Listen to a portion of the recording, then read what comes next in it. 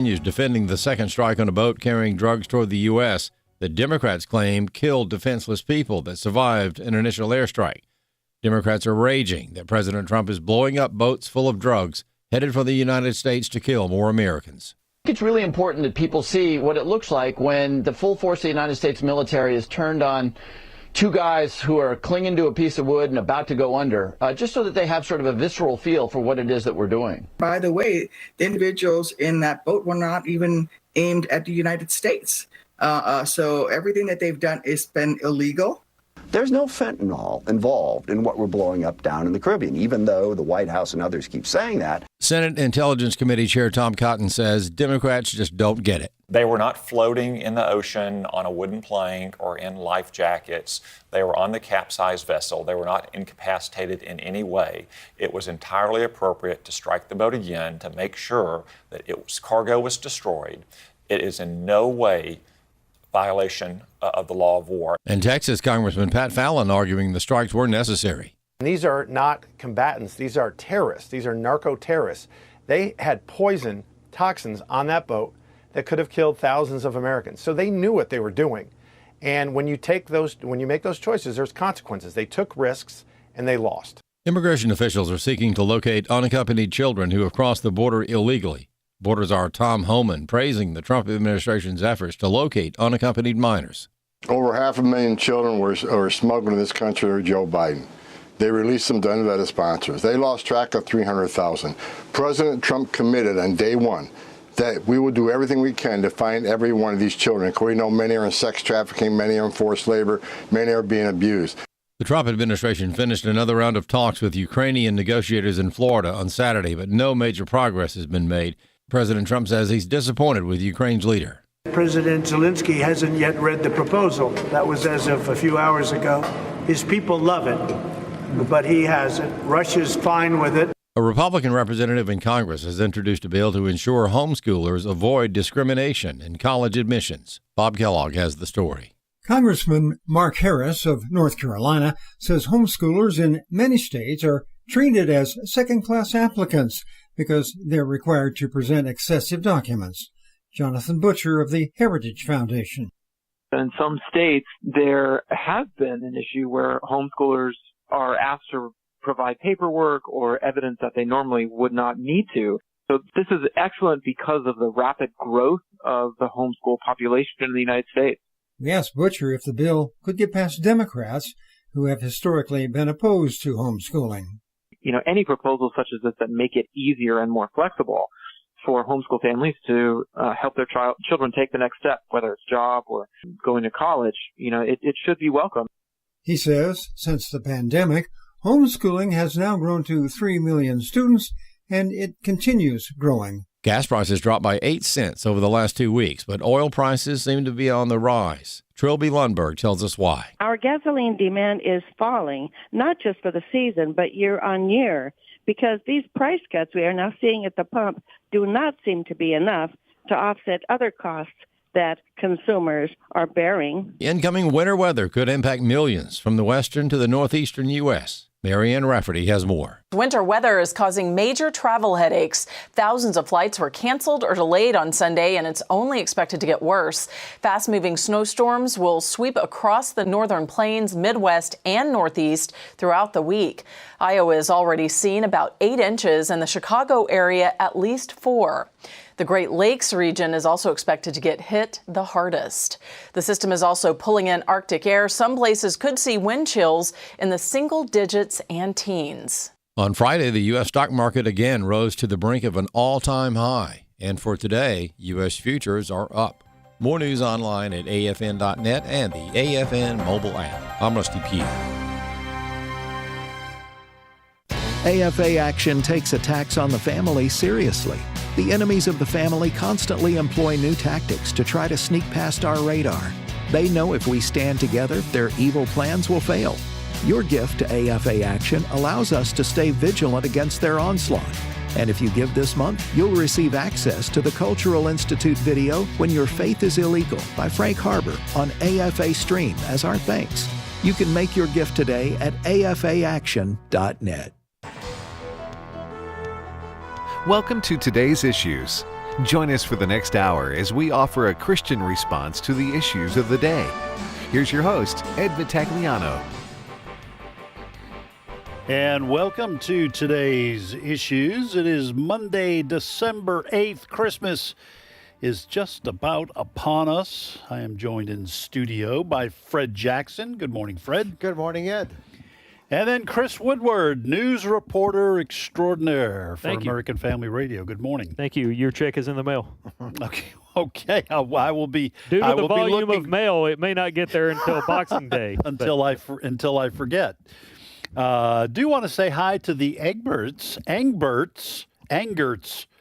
I'm sorry, I messed that up, who are visiting from West Point. Now, I don't have the husband's name, but I do have Maddie, Sylvie, JD, and Lottie are visiting. They're big listeners, and you know what, Fred? They like today's issues. Yeah, it's absolutely amazing. Smart people. They were telling me they listen religiously. All right. Yeah, and that's very faithful. Yes, that is. And so they are getting a tour around the building, and you can, if you'd like to, take a tour of American Family Association, American Family Radio. Just simply go to afa.net, and there is a drop-down menu where it says More. And if you go all the way down, it says Visits. There's a little form you have to fill out and make sure you're not running from the FBI. But then, and we do want to make sure that there are folks here. You probably don't want to visit on a Friday afternoon. A lot of folks usually are heading out the door. But we do love to see our listeners, people who support American Family Association, American Family Radio. And so the Angerts are here visiting. We're thrilled to have them. So thank you. All right, Chris, nothing much happening, I assume. No, back to you. All right. Well, thank you. Thank you for that. What's first, well, news-wise? Yes, our top story right now on afn.net. The headline is Illegal Alien due in court Monday after latest violent incident. 33-year-old Oscar Solorzano is due to appear in a Charlotte court today in connection with a stabbing on a Charlotte commuter train Friday afternoon. This incident, of course, it came just a few months after that Ukrainian refugee was stabbed in the neck and killed.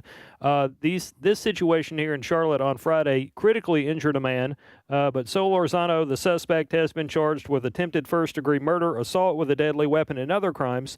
And authorities say that he has a long rap sheet. He's also in this country illegally. I've got some audio here from a criminal defense attorney turned Fox News contributor by the name of Josh Ritter, who said the system is to blame here. Clip 1. It's a complete breakdown in the system. I mean, the prosecutors and law enforcement in that community should be tasked with protecting that community, and obviously they're not. You've got a person who not only should have been deported and should have been cooperating with federal authorities to make sure that that's taking place, but you've got a person who likely should have been locked up even far before then if he's got this lengthy criminal history. And now, again, we're in this type of situation where we saw a few short weeks ago in this same community where somebody who never should have been out was out and was able to commit a great violent crime. Luckily, in this case, the victim happened to have survived, but that doesn't make it any worse nevertheless.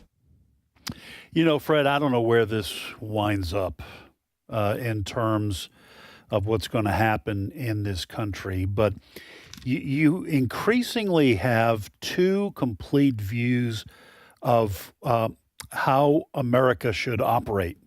And on the left, I don't even call them liberals anymore. On the wacky left, they believe Americans are expendable. Yeah. And it doesn't matter how many of them die or are assaulted. As long as we have opened our arms to receive refugees and illegal immigrants into this country, regardless of what they do once they get here or what they did before they got here. We do know places like Venezuela, others during the Biden administration allowed people to flood. They emptied their prisons, their mental institutions, and their jails and let people come into our country, and they're doing what criminals do. I obviously think that people can be rehabilitated, but it's not our job to rehabilitate the criminals from other countries. I just don't know where this ends up. I mean, when you have these blue cities and blue states that just don't care about the price that average Americans who are supposed to be here, the price that they pay at the hands of people who are here illegally. You know, if this issue of illegal immigration was to go to trial, the Democratic Party would be found guilty, because every time these stories like this latest one out of Charlotte, it is the Democratic Party that's involved. It was a Democrat President, Joe Biden, who opened the floodgates to allow millions to enter this country illegally. It seems consistently, and let's talk about the Charlotte case. Charlotte has Democratic leadership. And when ICE agents went in there a few weeks ago, they had Operation Charlotte, I think that's what they called it. There was resistance. You know, the Democratic leadership was saying, this is terrible, what's going on here? Well, this incident on this train, this commuter train in Charlotte on the weekend, points to, once again, on two fronts. We have a legal system many times that lets the bad guys go. The incident a few months ago, where that young lady from Ukraine was killed. Irina Zarutska. Yeah, stabbed and killed.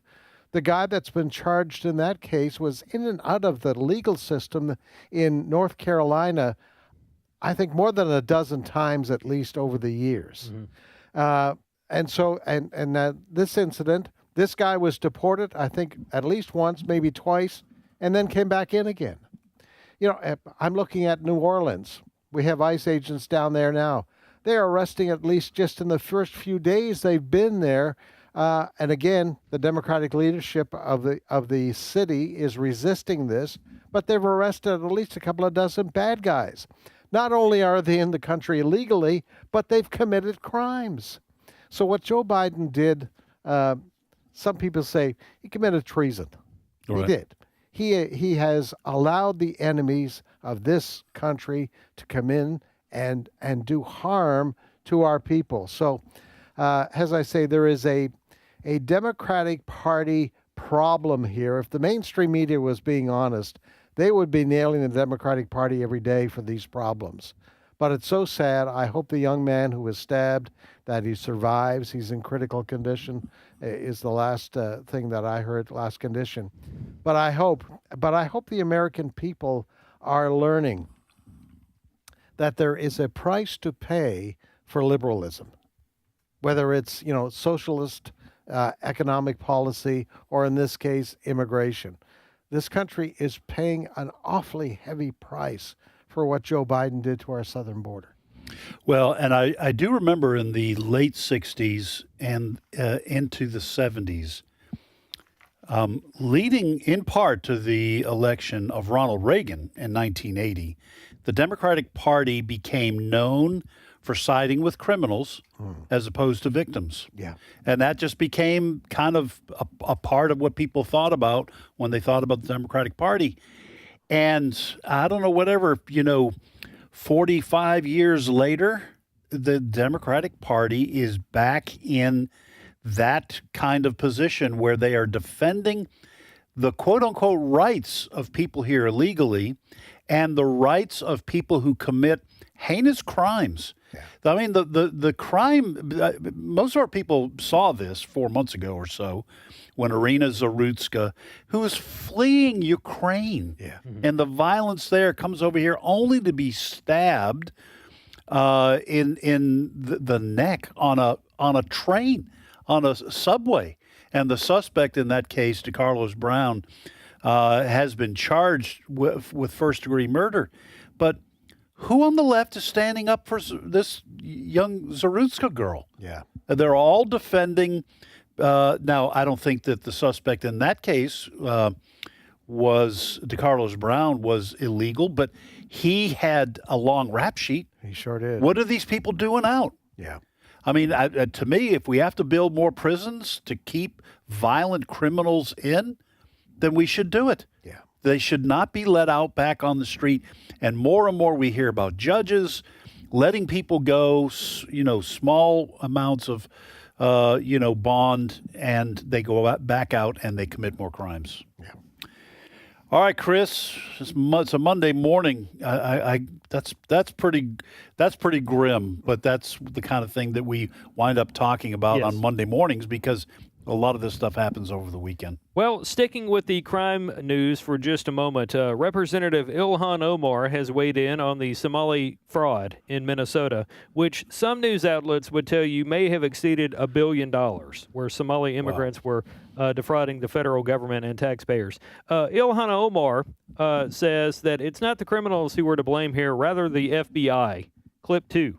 If there was a linkage in the money that they had stolen going to terrorism, then that is a failure of the FBI and our court system in not figuring that out and basically charging them.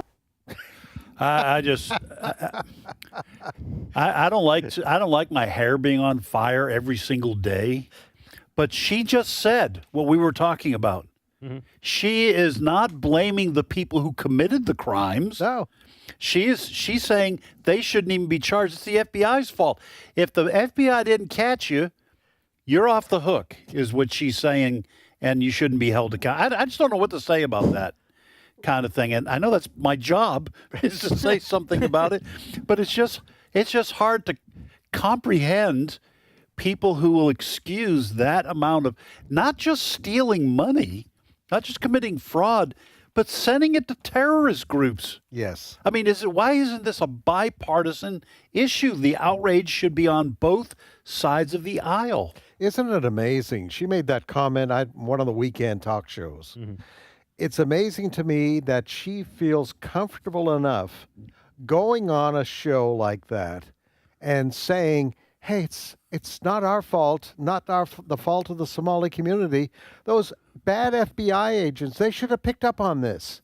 You know, the gall of her to be able to do that, but she feels comfortable doing it because she knows for the most part the mainstream media is not going to challenge her. I mean that the host of that program said she put up her hand and said, wait a minute. Yeah. The FBI didn't commit a crime here. Right. It is the more than 70 people from the Somali community that have been arrested so far. By the way, they were talking about this on Fox and Friends this morning. Perhaps Ilhan Omar is responding this way because people associated with her election campaign are among those who have been arrested in connection with this scheme. And just in case there are some folks who don't know what we're talking about, the scheme is hundreds of millions of dollars, perhaps $1 billion of your taxpayer money, folks, have been abused by various agencies, a lot of them connected with the Somali community in Minneapolis, of taking COVID funds, for instance, to feed people. There's one case there in Minnesota where an agency was set up to feed a community, and they got federal money to feed 6,000 meals, all right?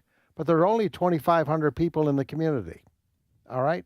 So this is the kind of stuff that was going on. The money was just being handed out just like water, just pour it out there. And there were people in these communities that took advantage of that, just setting up, we talked about last week, one of the false agencies that was set up was to help autistic kids. Not one autistic kid was helped. Right. And the main issue being dealt with here is that some of this money reportedly has gone from the Somali community there in Minneapolis to terrorist groups in Somalia. Well, listen, to your point, Fred, and I don't know who was conducting this interview, but of Ilhan Omar. It was on CBS. It was on CBS. At the very least, if you are a reporter with any degree of integrity, when you have Ilhan Omar in Congress, okay, saying something outrageous like that, at the very least you should say, well, Congresswoman Omar, can you at least decry and say It is that what was done was criminal, and we need to find who did it. Even if you think the FBI should have caught them sooner, okay, can you at least say, please, Madam Congresswoman, that this is criminal conduct and should never have happened? And yes, the FBI needs to get better catching these people, but can you at least say that? I guarantee she would have sidestepped it because she should have said it without prompting. Yeah.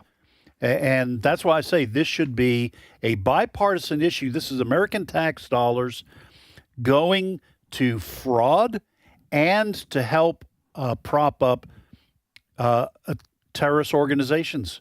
I don't know why both parties aren't outraged and calling for the heads of those. And then after you do that, both political parties can argue about whether the FBI was doing its job under the Biden administration, but at least take care of the first things first. Yeah. But the left and the Democratic Party is completely absent without leave on this issue. While your hair is on fire, I'll go ahead and mention this one. On fire. Because it may now be en fuego. New York City mayoral-elect Zohran Mamdani is spelling out immigrants' rights when facing ICE agents. In a video he posted on Sunday, he's reminding New Yorkers about their rights when it comes to interacting with federal immigration agents or ICE members. According to Mamdani, we can all stand up to ICE if we know our rights. Clip 10.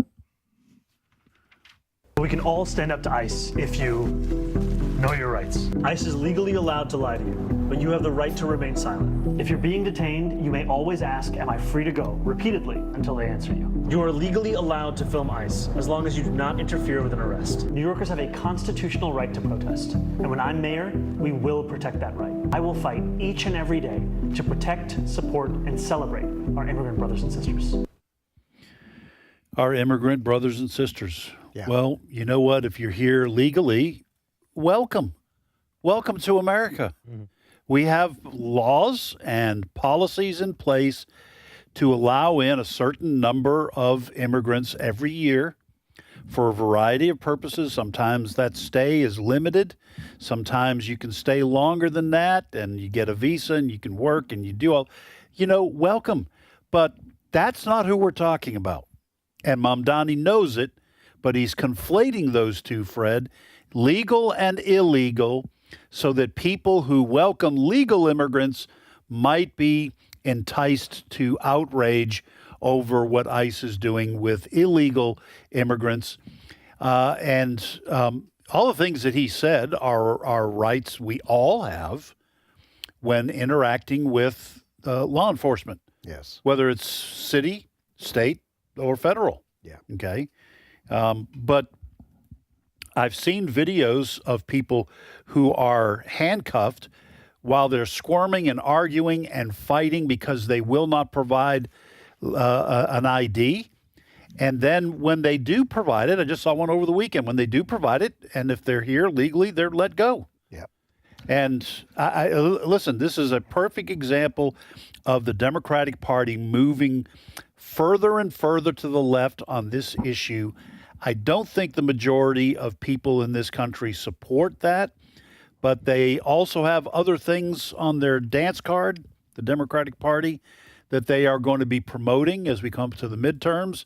And they're not going to be talking a lot about illegal immigrants and what they do to regular Americans on a regular basis. Even as a legal immigrant, I came into this country as an immigrant, most people know, almost 30 years ago. I've seen the documents. You've seen the documents. But my father-in-law, who lived here in the United States, had to give an oath basically that I would never be a burden of the state. Right. That if I became unemployed at some point, that he would have to look after me. Yeah. That was part of getting that green card. Right. That I had to provide that guarantee. What Democrats are now saying, so we're moving beyond legal immigrants. They're now saying, these people come into the country, poor them, we ought to help them. Translate, help them. We ought to dump all kinds of money on them. Right. Free medical care, education, housing, all of these things, we should provide it. here's what I would say to these Democratic mayors who are like Mamdani there. Okay, you want to do that, New York? New York, you voted for this guy. This is his policy. Not a cent from the federal government. Not a cent. Right. Should go. Because we also know, we talked about fraud there in Minneapolis. We also know there's fraud going on to the 10th degree with regards to SNAP, food programs. Right. Across the country. That's, the Trump administration is looking in on that. This has become such a scandal, the way that the American taxpayer is being forced to pay for those who have broken into this country. Well, I mean, they've broken into it. Well, we don't have poor people of our own. Yeah. I mean, all this money that is going to those who are here illegally. And folks, listen, we've said on this show countless times, we understand the impulse of people in bad situations to try to get to America. I understand that. I listen. If I was a father, a husband and a father with a family, and we were suffering in Honduras or some other place in Venezuela, I would try to get my family to America. I would try to get for a better life. We understand that. We have rules for doing that if you want to try to get a better life. But all this money going to pay for all the needs that Fred just listed there for illegals, that could be going to our own poor. Yes. And to your point, Fred, it's an excellent point. If New York City wants to vote for Mamdani and do these kinds of things, then you spend your money. I don't want to do it. I don't want my tax money going to Washington, D.C., then being funneled to New York City to take care of people here illegally who are allowed in here, clearly on the part of the Democratic Party and the Biden administration, to become voters for the Democratic Party. Yeah. That was the plan all along. Everybody knows that. All right. We have more to talk about, folks. And listen, it's December. There's some cold weather. That should help if your hair is on fire right now, like ours is. These kinds of things are outrages.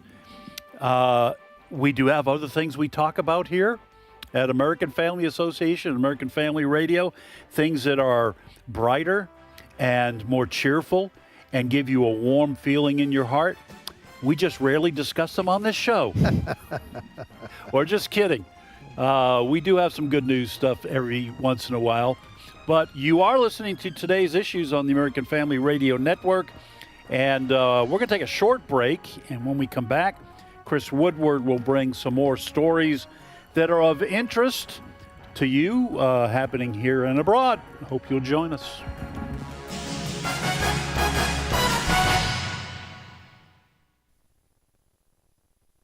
It's my turn. Here is your host for My Turn, Don Wildmon.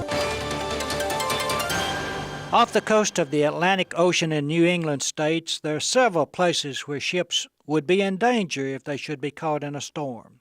Somewhere I read a story about a crew of men whose responsibility was to rescue the men on any ship which ran into trouble in one of those areas.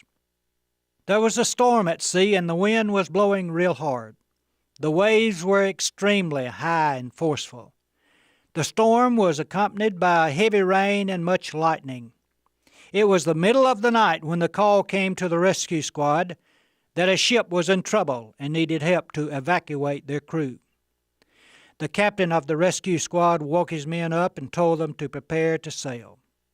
As the group went out into the night, many of the men realized that it would be a very dangerous operation to attempt a rescue in such conditions. Still, the men were prepared to cast off and help the ship in distress. Just before they were ready to leave the safety of the harbor, a member of the rescue squad who was relatively new approached the captain. His face expressed much concern as he spoke. "Sir," he said to the captain, "do you think we should go out in these conditions? We might not come back." The old captain, a veteran of many years at aiding ships in distress, slowly turned to the young seaman and gave this reply: "We don't have to come back, son, but we do have to go out. Too often in life, the fear of failure keeps us from setting sail on a course of goodness. We are afraid someone might not understand. We are afraid we might not be successful in our venture, and so we stay in the relative safety of the harbor. Very few great and worthwhile missions can be accomplished without taking the risk of sailing through some stormy seas. There's always the danger, once we chart our course over the stormy seas, that we might not return. And it is precisely this danger that keeps many people from ever leaving the shore. When Columbus set sail for India, he had no assurance that he would return. Indeed, he was told by many people that he would sail off the edge of the world and that his ships would never stop falling. But he had to go because he was captured by a dream that could change the life of man for good. When Jesus began his journey from Galilee to Jerusalem, his disciples probably tried to discourage him. They knew of the possibility that he would be killed in that holy city, that he would never come back. But still, he went. He didn't have to come back. He only had to go. Quite often in life, we'll find this to be true. We don't have to come back. We only have to go. This has been My Turn with Don Wildmon, a production of the American Family Association. Search me, God, and know my heart. Test me, know my anxious thoughts. See if there is any offensive way in me, and lead me in the way everlasting. Psalm 139, verses 23 to 24. American Family Radio. This is today's issues. Email your comments to comments@afr.net. Past broadcasts of today's issues are available for listening and viewing in the archive at afr.net. Now, back to more of today's issues. And welcome back, everybody. Ed Vitagliano sitting in for Tim Wildmon today, joined in studio by Fred Jackson and Chris Woodward. All right, Chris, it's going to be hard to beat that first segment in terms of irritation, the irritation factor. Yes. What else you got, well, news-wise? Let's take a minute just from crime and talk about maybe some extra cash. And I say that because President Trump has said several times now that he's thinking about giving some of the money back from tariffs and other things to the American people. Now, how this doesn't make our inflation problem bad again, I don't know, because I've asked that of several people and I get several answers. Nonetheless, President Trump is of the opinion that we may actually give some of the money that we've been bringing in from tariff revenue to the American people. Some people, politicians namely, want to pay off the national debt or pay it down. But President Trump told reporters at the Kennedy Center that he's still thinking about Americans getting a cut. Clip 5. I also think that, we're making so much money with tariffs that we'll also be able to make a nice dividend to middle-income people. We're talking about middle-income and lower-income people. We're not talking about dividends to rich people. If we go the other tariff route, and there are other routes we can go, but it won't give you the same pure national security as this one. This one is swift and very powerful. Now, before I turn to Fred here, what's that last part? What was he talking about? This is swift and powerful. What, talking about tariffs? Yeah. More like another round of... Basically an executive order saying, hey, give the American people some of the money here. Oh, okay. All right. Well, Fred, listen, this gets a little tricky because I know a lot of our listeners have been having, I'm just guessing, because almost all Americans are having a hard time keeping up with inflation. High cost of groceries hasn't really come down that much. The Trump administration has mentioned a thing here or two. Eggs are down and fuel is down. But overall, I think Americans are still getting hit in the budget, with how much everything costs. Prices escalated during COVID and during the fallout to all that money that was pumped into the economy in terms of prices going up, and it really hasn't come down. So what gets tricky, what I mean by it gets tricky, is when President Trump says we're going to send $2,000 to, I don't know, Chris, is that every family or every individual? It would be people of a certain income. But is it every individual or per family? That's the way it's been per family. All right. I believe. I'll double check. So there are a lot of people listening saying, well, I could use it. Yeah. I could use it, and no one's going to turn it down. And what the fallout, what the consequences are for the economy, people say, well, we could use some money. We're hurting. And it's the tariffs, and yeah, we want a dividend. And if you ask them, they're holding the check, and you're saying, well, but if everyone gets the check, then 6 months from now or a year from now, prices are going to rise another 7% or 3%. Or what would you do? There's a lot of Americans that are going to say, I'll take the check. Oh, for sure. And so I'm not an economist. I'm not sure how much this could drive up inflation or what the consequences will be. But if President Trump says to Americans, middle income and lower income, here's your check, they're going to take it.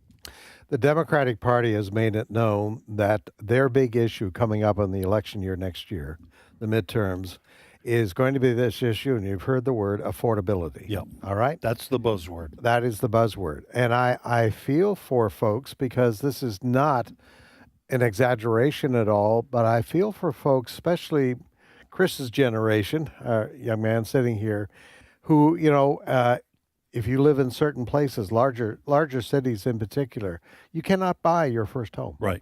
I mean, housing prices have just gone through the roof. You mentioned grocery prices. So the Democrats are going to hone in on this. So people are saying, okay, how do the Republicans respond to that? Because whether you're a Republican or Democrat, your grocery bill has gone up. Right. So something has to be done about that. It's not only perhaps getting a dividend from the tariffs, which I think most people will appreciate, but there's also, remember back the 24 election, where candidate Trump at that time was talking about programs, no tax on tips. Right. Those kinds of things. Those are the kinds of things that don't cost the government anything. Yes, you can say some revenue, but that's going to help immediately. It's going to help that waiter, waitress, whatever the case may be. There's going to be a reduction in the taxation for seniors. Right. We have a expanding senior population in this country.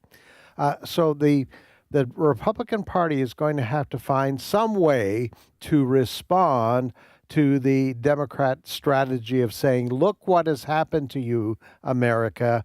The normal things that Americans took for granted, housing, groceries, and that sort of thing, you can't afford anymore. So the Republicans have to come up with some way.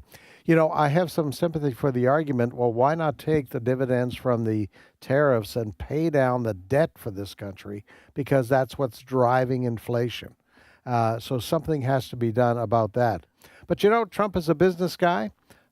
He may be looking at this, and he's got some pretty sharp business people around him. This may be the way not only for an election year, but, it's Ronald Reagan said, it's, how did he put that? There was that saying, the government is here to help you. Those are the the scariest words you can hear is we're from the government. We're here to help. Right. Yeah, I'm all for the government backing away, and for people, because when the government backs away, hopefully it takes some of these big government programs that are costing so much, removing some of those to bring us back to that point where it eventually leads to more affordable housing. I think, correct me if I'm wrong, Chris, DeSantis was Governor DeSantis of Florida is now talking about, is it property taxes? Property taxes. Basically, you shouldn't be taxed on something you own. Yes. So I like what I'm hearing in that the government is backing away from taxation. There are several states now that don't tax your income. Right. We're getting there in Mississippi. We're phasing ours out to Texas, compete with states Florida. that don't do it. Yeah. Yes. I think that is a wonderful idea. If you can take that pressure away, that's going to help average Americans. Yeah. And that's where I think fiscal policy has to go. You go ahead. No, go ahead. Well, you asked me a minute ago, is this individuals or families? It could actually be both. I'm looking at the payment structure, and this is just a tentative thing. It's not set in stone. The amount frequently mentioned as a one-time payment of at least $2,000 per person. This means a family of 4 would be eligible for up to $8,000, assuming they meet the income requirements. What's the income requirement? Some people are talking about setting a certain limit somewhere between $75,000 and $150,000. Well, so that's what's getting kicked around. Fred, I would also add, and here's part of the insanity of where a lot of young people are. And I'm like you, Fred. I'm very sympathetic to what young people are going through.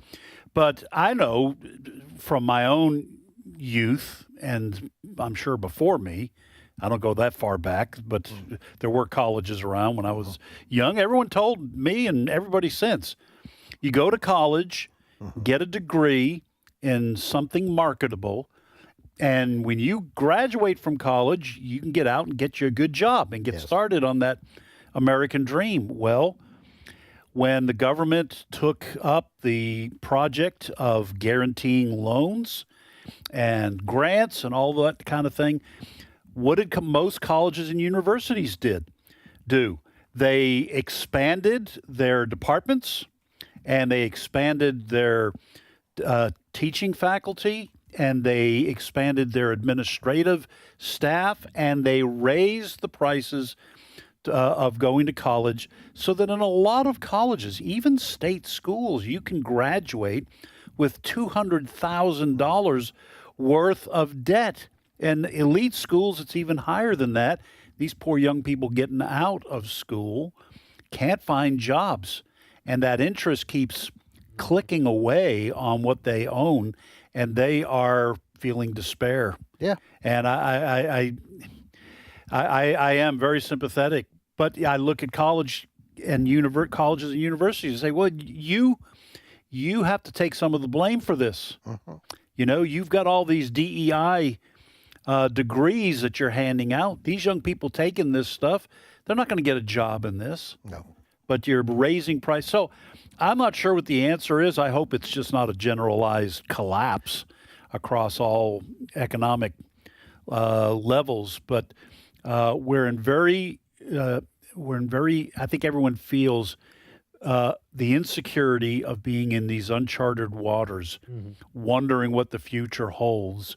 And a lot of these young people who are biting on this message of affordability, I don't blame them for it, but the Democratic Party is being very savvy in ignoring their own part to play in the affordability crisis and blaming it all on Republicans. But it's both, frankly, it's both political parties. Well, and don't be tricked by the affordability tactic that the Democrats are going to take. When they talk about dealing with affordability, I can guarantee they're talking about bigger government programs. Yes, and more money. And more money. So, you know, just be so careful, folks, because the salesmanship is all geared towards we're here to help you. But as I've said before, once they've got you, that open palm of help becomes a fist. Because you end up having to pay for these programs somewhere. Well, and the money that is the government money that is going into these expanded programs comes out of and drains the private sector of funds. We've been talking about Zohran Mamdani's promise to open government-funded grocery stores. Yes. Well, that is going to undercut regular grocery stores, but the debt in this country that is expanding, it's just skyrocketing. That debt is going to threaten the financial existence of our country, because soon the interest on that exploding debt is going to consume all government money. Yes. There's not going to be Social Security. There's not going to be SNAP. There's not going to be military spending. Yeah. And what governments traditionally have had to do to deal with the paying the interest on their own debt is they have to lower the value of the money. Yep. and then you have inflation going out of control. And for the promise of these government programs, what we were just talking about, $2,000 a person, how tempting does that feel, folks, when you're listening? You're going, yeah, I could use that. Well, if you have the Democratic Party promising young people all these expanded government programs, we're going to cancel your college debt, we're going to do this, we're going to do that, how hard do you think it's going to be for them to say no to that? So when people feel like their own lives are no longer in their own control and they're not in charge of their own destiny, they will look to someone else to provide the help. And big government is always there until they run out of other people's money, as the saying goes. All right, Chris, got anything to add to that, or we move on? Let's move on here. Let's keep it with the economy for just a moment here. Absolutely. Some people and their news outlets would want you to believe that the economy is not in good shape right now. We're not spending as much as we normally would or we thought we would at Christmas, all these kinds of things. But the Trump administration says things are going well right now. Things will actually be better in the coming months. Don't take my word for it. Here's the Treasury Secretary in clip 9. The economy has been better than we thought. We've had the 4% GDP growth in a couple of quarters. We're going to finish the year, despite the Schumer shutdown, with 3% real GDP growth. Democrats created scarcity, whether it was in energy or overregulation, that we are now seeing this affordability problem. And I think next year we're going to move on to prosperity. That would be interesting if things actually did kind of line up and really start clicking next year, because obviously the midterm elections are going to be kicking off. You're going to have primaries going on in the late spring. So if things are starting to go well, Republicans, in theory, would say, see, we told you we would do this. Give us another term.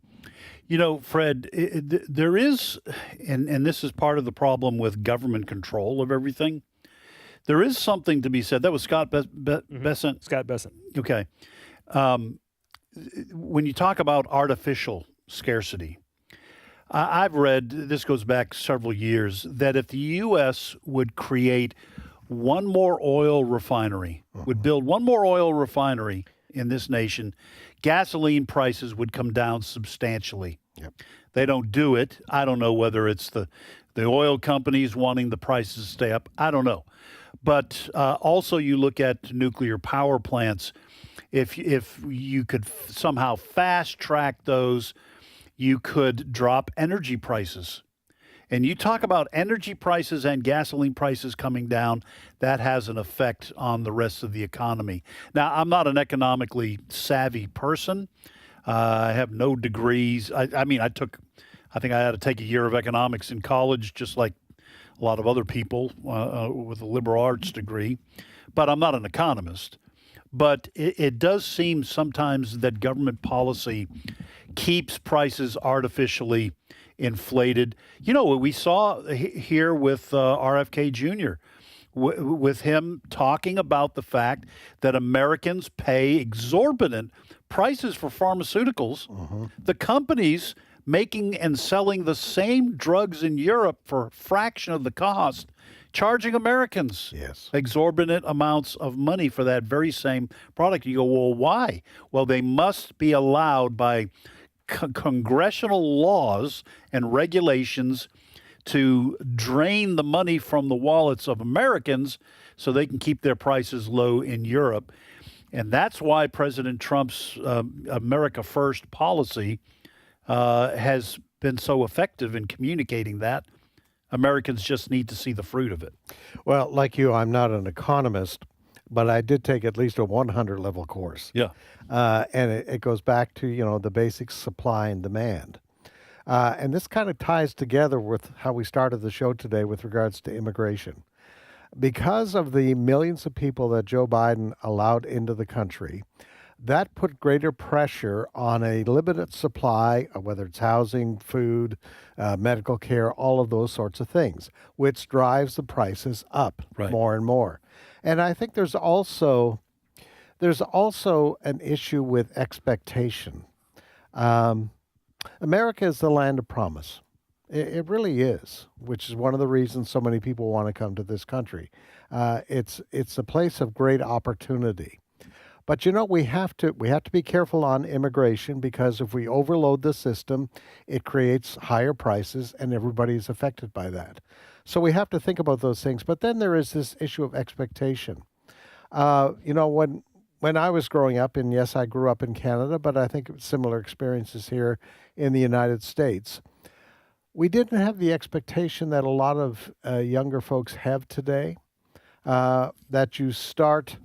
One of my jobs was working in a cemetery, to earn some money to keep up the cemetery. Yeah. And you start small. Worked at a radio station where you're on the air for 6 hours a day, and you're paid a certain amount of money. But our family didn't have our first car until Mom and Dad had 3 kids. Yeah. We used buses. I think there is an expectation problem today that I want it right now. These kids coming out of university, I want that house right now. People, maybe you have to rent for a while before you get to that point. Maybe you don't buy, and I'm starting to sound a little bit like Dave Ramsey here. Maybe you don't buy the new car, you buy the a decent used car. So I think there has to be a meeting, all right, so that you get the supply and demand under control, but also the expectation under control. That as a young person, I may have to work for 10 years at a lower salary rate before I get to that point where I can afford a house. Yeah. I was 43 years old before we bought our first house, which today many times... They wanted it at 23. They wanted it at 23. So there has to be, I think, a meeting of this supply and demand thing, and then the expectation that I can't buy the brand new car right now coming out of university. Right. I'm going to have to wait, and I'll try to make it with the clunker, as we used to call it, on that. And I can't afford the 3,000 square foot house right now. I'm going to have to settle for the 1,800 square foot house. Yeah. So expectation plays a lot into this. So I just think there has to be a coming together of that. Yeah. Oh, I absolutely agree. I mean, there are a lot of moving parts to all these issues that I'm not smart enough to solve. Here's my worry, though: the people we send to Washington D.C. to solve it. Yeah. All right. My fear is that their number one job, as I've said, is in their minds is to get reelected. Yeah. And so many of them, I won't say all of them, many of them appear to make compromises with what they told their constituents, or compromises with their responsibility to do what's best for their constituents, runs headlong into that reality. If I want to get reelected, I need X number of dollars coming. And a lot of times it comes from big companies, big corporations. And then the rest of my party, and I'm saying this to both political parties, says, well, you better play ball, or we will not support your reelection. And so I may not be smart enough to solve it, but the people who we send to D.C., who I hope are smart enough to solve it, sometimes I wonder where their first loyalty lies. Yeah. So I don't want to paint with too broad a brush. That's why I didn't say all of them. But they're supposed to be doing what's best for us and not what's best for them and their future. All right. All right, Chris. I like to bring these kinds of things up from time to time because this happened before I was born, and I'm just curious where a young Ed Vitagliano was on this day in 1980. For those not familiar with today's date, a famous event that happened on this day, John Lennon was shot and killed in New York City, December 8th, 1980. Mark David Chapman, of course, was the gunman. So where was I? Yes, where was Ed I wasn't in New York City. All right, so what month was it in 1980? Today, on this day in history in 1980. December of 1980. I was at Bible college. Oh, okay. In fact, just a little story. So I met my wife at a Bible college in Dallas, Texas. We were dating in February of the following year, I asked her to marry me, and on February 14th, what a romantic guy. But here during Christmas, during the Christmas season, she went home to Mississippi. I went home to New Mexico, where my family had moved during the break, and I took all my Christmas presents back to the mall. I was a Bible college student. I didn't have any money that my family had gotten me. I took them all back to the mall, exchanged them for cash, and bought my wife a Christmas present, my girlfriend, a Christmas present. And all the ladies listening right now are going, oh. Yeah, well, listen, and still 44 years later, still in love with Diane, but that's what I did. So I was at Bible college. Okay. And took it all back. And what's funny, I got her a nice little pendant. Nobody cares about this, but I'm hosting the show, so I'm just going to finish this. This beautiful little pendant, and it got lost somewhere. And we looked for it. I know where we lost it. We just never could find it. But anyway, the marriage seemed to have had legs, so it survived, even though we couldn't find the pendant. So. Fred had tons of experience playing Beatles records as a Canadian DJ. Yeah, where were you in 1980? Well, Susie and I had just been married less than a year, so at this time, December 1980. But we met at Bible school, similar experience. We lived in a very old single-wide trailer for a while, and our fridge was usually 80% empty. But you know what? You can get by on eggs. Yeah. And canned meat. Do you have your fair share of Spam? Spam, that's right. Fry it up with cheap ketchup, and it's wonderful. Oh, listen. You know, it's good to have those experiences. You know, we call them war stories. Yeah. Don't we? Yeah. We call them war stories. But I tell you what, it goes back to what I was saying about expectation. Yeah. You know, you're living on what God has provided your income. And it's amazing what you can do instead of going to government programs. Yeah. That you have the expectation, all right, things are kind of tough right now. But, you know, the Lord's going to provide. And this is where, you know, God's promises do come in as Christians. God has promised to meet our needs. And you know what? He met our needs. Yeah. You know, not always, it wasn't going to the restaurant 3 times a week. Yeah. You just live with that expectation. God's going to meet our needs, but we're not going to go out and get ourselves in debt because we want to live beyond where we are right now. And but God always met our needs. We did not go hungry. I drove an old 75 Ford Pinto. Ooh. At that time. Yeah, the one that you touch the back, it blows up. You remember those? Yes. But, no, I don't. I don't remember. Well, listen, my wife and I, our dates consisted of going to the mall and eating at McDonald's. Yeah. That's where those were our dates. Hey, let's just 60 seconds. Okay. You mentioned God. Yes. For a lot of young people, that's who's missing Yeah. in their lives. Yeah. And it does lead to despair, doesn't it? It does. If you don't have somebody that you know you can count on, Yes. the Almighty, Amen. you know, And His promises. yeah, and His promises. Yep. And folks, that's not just to provide drugs to provide opiate, as Karl Marx said, the opiate of the masses. It is the truth that if you put your faith and trust in Jesus Christ, He promises to take care of you. You may have to look the other way when it's the new car for the old clunker, but God will get you through, and that gives you a peace that passes all understanding. Amen. All right, folks, take a 5-minute break for news. We shall return. The views and opinions expressed in this broadcast may not necessarily reflect those of the American Family Association or American Family Radio. Faith, family, freedom. American Family Radio. Do you know the largest unpaid and untrained workforce in America? It's not in a factory or an office. It's the 65 million family caregivers. And if that is you, I understand the journey you're on. Peter Rosenberger has been a caregiver for 4 decades. He's the host for Hope for the Caregiver, Saturday mornings at 7 Central on AFR. This is American Family Radio, a listener-supported ministry of the American Family Association.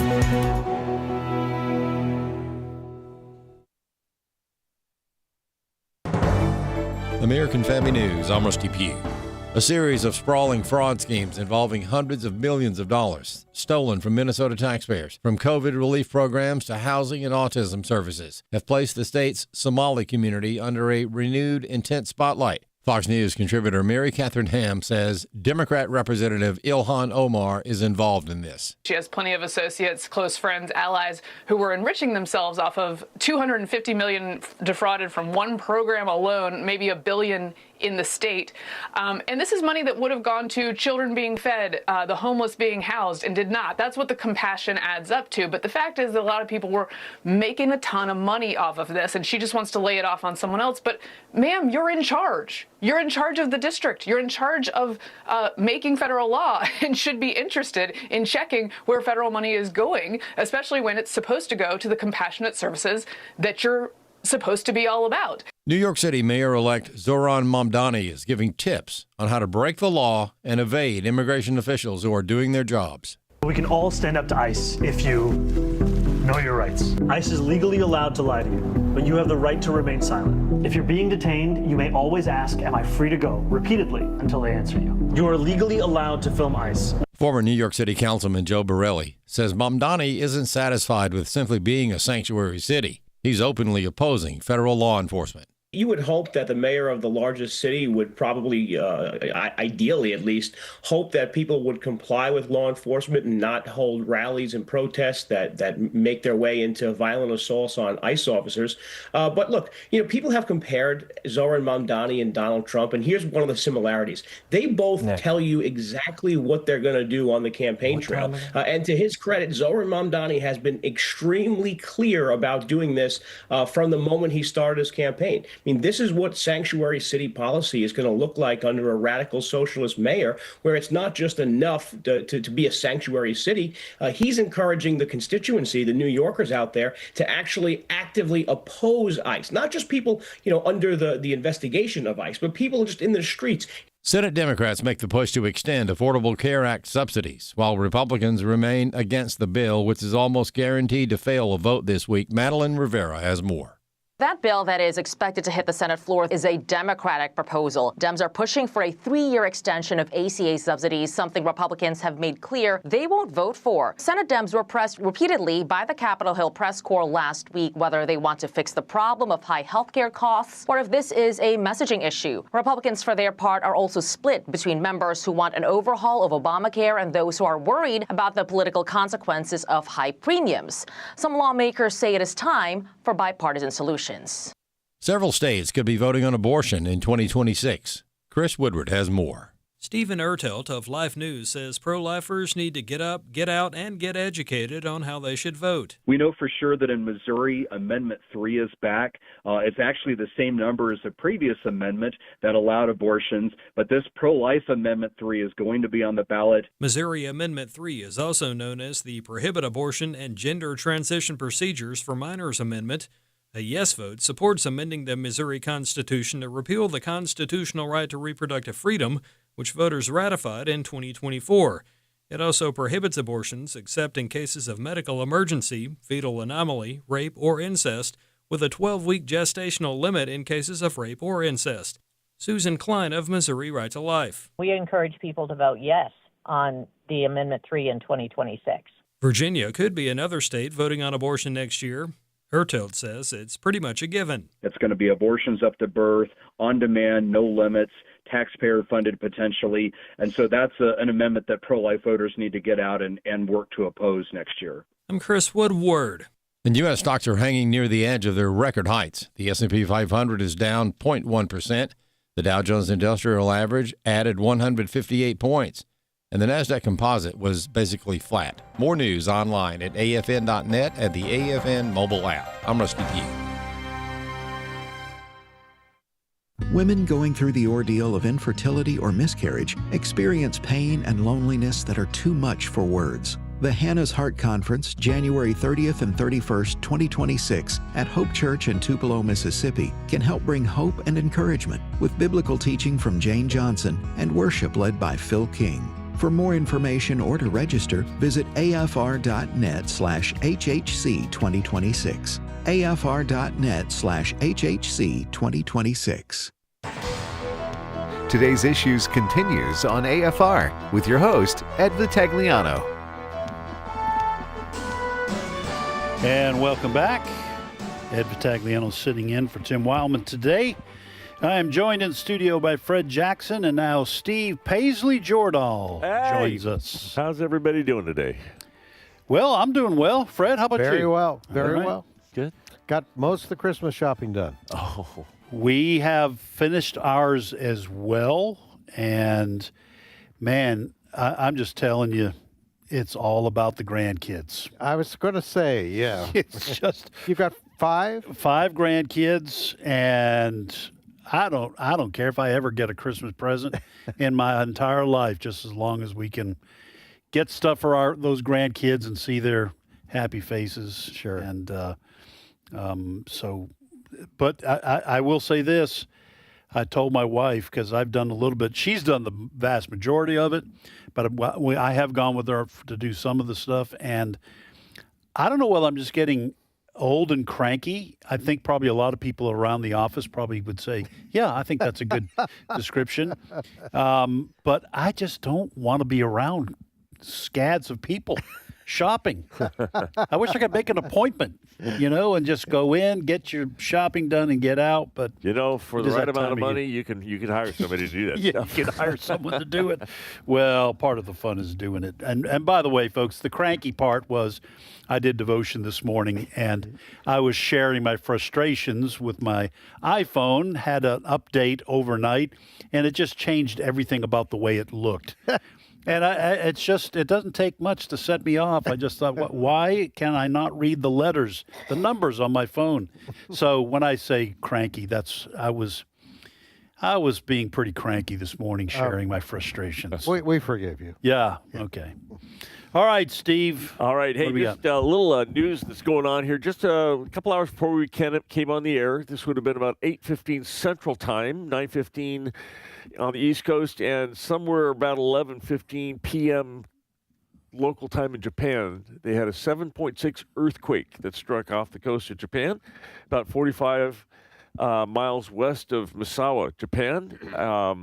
And there's tsunami warnings up for some of Japan. The position that the place that this was in Japan spared like Hawaii and Guam and all the South Pacific Islands of tsunami warnings. There's none outside of the Japanese coastline that I've read.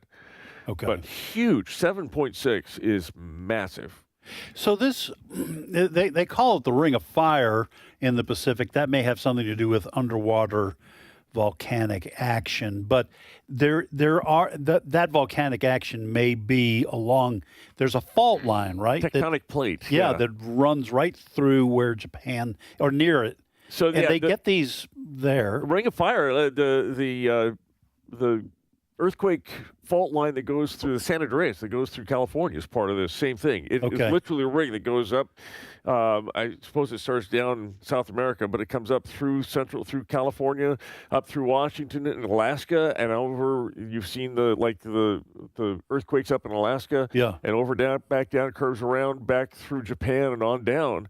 And this is a tectonic plate that does some shifting. Basically, it's one of the. And you have a lot of active volcanoes that are in this thing. And this is one of the things that happens when you have these places and volcanoes and everything. You have earthquakes as well. Yeah. Wow. So, all right, 7.6. That is getting up there. Yeah. And so when they give a tsunami warning, how much time? I don't want to belabor this. Okay, I'm just interested in it. And so, how much time between the earthquake and the expected tsunami? Well, of course, that all depends on how far away it is. If this were to go to the West Coast, it's not unheard of for it to be hours, several hours, almost a day. It can take for the tsunami wave to cross the Pacific. Wow, or more. that's freaky. Yeah. Well, nature's just unbelievably powerful in its effects on human existence. Anyway, very interesting. That happened this morning about 8 o'clock our time. Okay. All right. All right. If you take a trip down one of the halls in the White House, you will see a picture of the presidents. And the Trump administration, with a little bit of humor, has decided that there's President Trump 45, and then there's a picture that's supposed to be Joe Biden 46, and then there's another President Trump 47. And they've replaced the Trump 46 with an auto pen, picture of the auto pen. So that has, it's Obama, Trump, auto pen Trump. Well, it's not the only place that they are making some changes. At one of the halls at the Health and Human Services Department, they have all the list of the officials that have been in charge there, including one who we came to know as Admiral Rachel Levine, who is a transgender a man who thinks he's a woman or wanted to be a woman and went by Rachel. Well, they have changed his name back to Richard on the wall, obviously without his consent. But this is part of the return to common sense, I think we would say, from the Trump department when it comes to this transgender issue nonsense. They have decided to put it on the 7th floor of the Humphrey Building. You'll find a line of photographs, and one of them is now says Richard Levine. Interesting that the story I'm reading this from is from NPR, and they never use that name. They just say the Rachel's former name. Former name. Yeah. Well, Fred, quote unquote, Rachel Levine, transgender woman, okay, just got transitioned back. Yeah. According to the Trump administration. So I guess you can go back when it comes to listen, there's no end, seemingly, to the sense of humor that you see coming out of the Trump administration. Now, the other side doesn't see this as funny, but most people who know you can't change. My granddaughter just walked by with my daughter-in-law. So, folks, I'm freaking out a little bit. The littlest one. That's okay. Anyway, so the Trump administration doesn't want to fool around with this kind of stuff anymore, changing quote unquote her name back to his name. I understand they get very insulted by this, but then again, we're all having to deal with what the trans community is trying to force on everybody, so a little blowback is to be expected. Well, I was always of the opinion that Rachel should have stayed Richard. Yeah. Because Rachel ain't looking good. Well, you're not going to get any arguments from anybody. Absolutely. So, listen, you know what? It's really interesting. The left is always big about science. Yeah. Science. Follow the science, Fred. Follow the science. And making fun of, if you have a conservative point of view, flat earther. Yeah. All this kind of thing. I'm sorry, folks. XX and XY. It will forever be, because that's how God designed things. Right. And you can talk about, I feel like it doesn't change anything.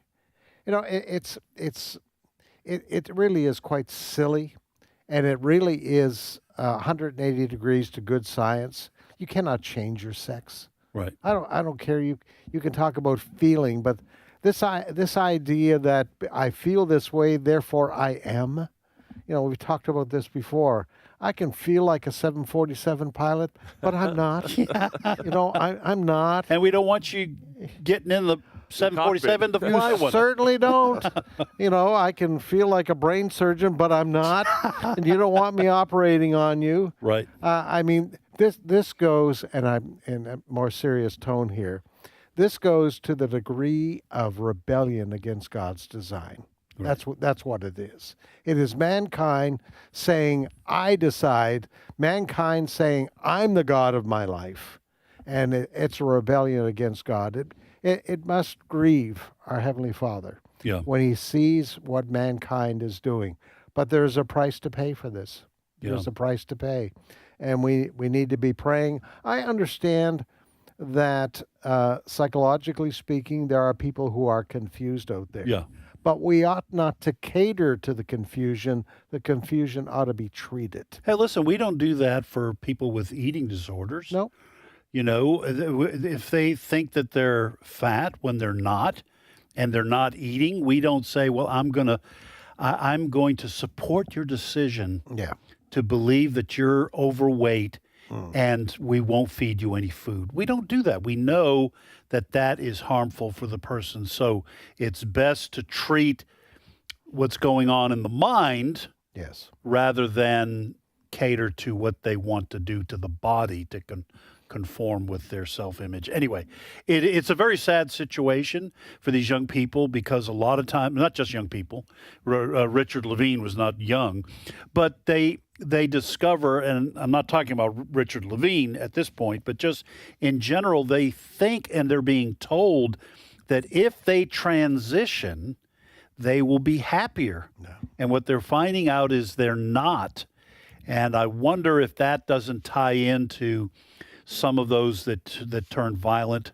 They're angry, they're frustrated, they want to take out that frustration on somebody because the promises aren't holding up. Yeah. So anyway, Richard Levine's picture is back in the White House. Richard Levine. And to back up, I think Fred's contention about it being a spiritual issue, I find it odd. If you went back 10 years, 20 years, I don't know, when I was growing up, certainly when we were all growing up, and someone insisted that you call a man a woman, you'd look at them like they're crazy. What in the world? Right. You know, they even had a Monty Python skit about it. It was hilarious. I remember that was like back in the first century in the Roman Empire.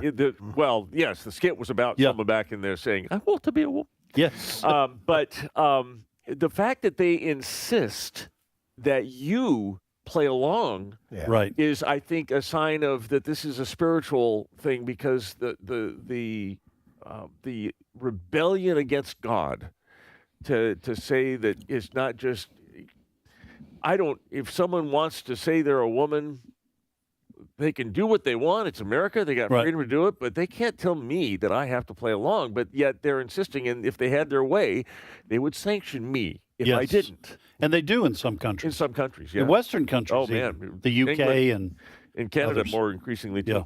Yeah. All right.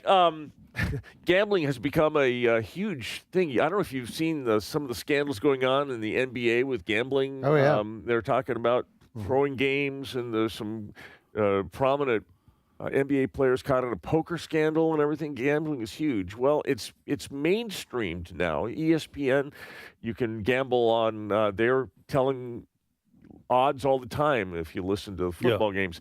CNN has signed a contract with a prediction market app called Kalshi. Called what? Kalshi. Kalshi. And basically it gives odds on bets like, will the peace plan in Gaza go through? Will they, or who's going to win this particular election or not? Or what are the odds that President Trump sends out a tweet on this or that? Just about anything you can think of, they can make an app. You can make a bet on it. I think they're called prop bets. Well, the prediction market, CNN has partnered with it. You are going to see, scrolling along the bottom line, odds on certain news events now that you can bet on, and you will see, according to Axios, the data will be featured on CNN's air through real-time data tickers and can be referenced across CNN's platforms when journalists discuss news predictions. So there's going to discussion. Nothing happens. There's something when I was covering this topic when I was working at Focus on the Family, called the Iron Triangle. Every time this is a physical location, you bring in gambling. You bring in sex trafficking with it. You bring in the family breakdown because of divorce. Right. And what's the other? There's another one. Drugs follow it. There's a whole bunch of social ills that always accompany like gambling. if you get a casino or something in a community. Exactly. Organized crime is what it was. Yeah. Okay. Organized crime, divorce and financial issues, and all the social ills that come with organized crime. Right. And so now organized crime and news, I don't know. We've seen there's a whole discussion now about organized crime being involved with this NBA scandal. So I don't think anything good can come of a partnership between CNN and Kalshi, but it has been signed. Well, shame on CNN. Well, I was just going to ask you, do you think that this is in part because legacy media like CNN are starved for cash? No. And they're having to make a deal with the devil because that's got nothing to do with news. No. Having this deal with Kalshi. I mean, it's got nothing to do with news. Oh, I don't think there's any question. This is a financial stream for CNN, which is hurting. But shame on them for doing this. Because as Steve has pointed out, this is going to be a crawl on the bottom of the screen on the potential for something happening. And there's also potential for corruption. CNN cannot control the outcome of a story. I know that. But people starting to bet on it, the third party involved can start manipulating things. Yeah. There's as Steve has just pointed out, there always seems to be crime associated somewhere with gambling. But when it comes to this, it's got to be pure financial for CNN. Well, you're talking about human nature. Human nature, if someone can make money off games of chance or even games of skill, I see it's everywhere. On hockey, when I'm watching hockey, that you can bet on who's going to score the next goal. You can bet on anything, as Steve was talking about. But whenever people can make money off a certain outcome, the temptation will be there to influence the outcome so that you get a bigger payout. Yes. And if you have to perhaps grease someone's palm with a little bit of a bribe in order to make your desired outcome come true so you can make buku-koodles of money, human beings will find a way to do that. Yeah. The Bible talks about bribes, bribing judges. Okay, that is you're spending money to get a desired outcome. This is right down the middle of the plate in terms of human nature. And you are going to have people who are going to do corrupt things to get paid. Yeah. And to help whoever's paying them get a bigger payday. It was just asking for it. The NBA story, a lot of people couldn't figure out some of the players that have now been indicted. Yeah. They're multi-million-dollar players. Yeah. Why would you do it for pocket change? Basically, I've not understood this. Now, they haven't been convicted yet, my understanding. There's some allegations against them. And you hear more than occasionally, I think, of these athletes who make millions and millions of dollars and yet are still in financial constraints because they have no idea how to deal with millions and millions of dollars of income. They waste it. They gamble it away or whatever.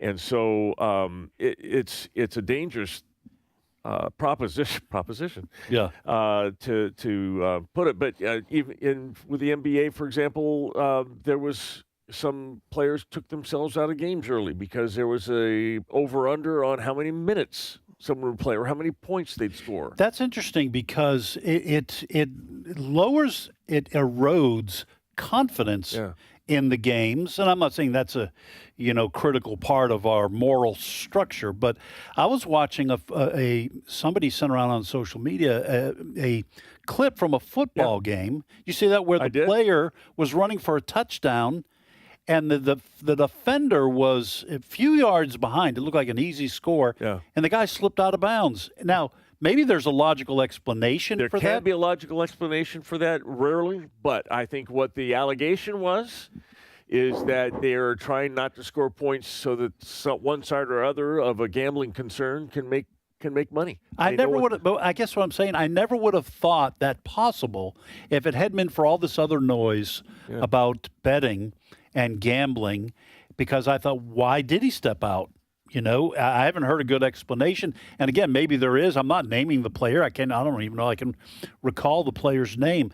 But credibility for the sport and trust and confidence in all sports is going to degrade to the point where we don't expect anything other than corruption, and that's a very dangerous place to be. The reason that might be, just for clarity's sake, the reason that it might be legitimate is if you are a team and you have the ball, you're up by 4 points, and you've got a good solid field goal kicker and everything, and you want to score, but you don't want to leave the other team with a whole bunch of time left to take the ball back down the field. So they got Tom Brady on the other side that can just, they might go out, they might run a few running plays to run some clock off before they kick the field goal to win the thing instead of giving the ball back. So that's one of the reasons they could have, but I've seen players in the situation you're describing continue to run down the field, and then just before they get into the end zone, they lay down or they kneel down so that the clock keeps running.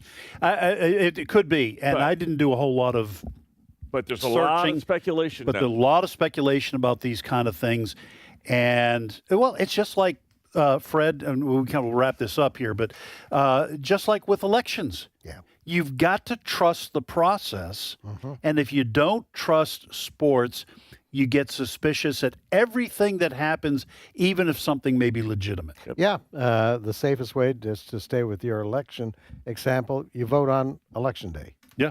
Now, I know, our military people, yes, they have to vote in advance, but that can be closely watched and regulated. But the safest way is to have people, one ballot, one person on election day. And you show up. And you show up. With an ID. Yeah, that's right. Yeah.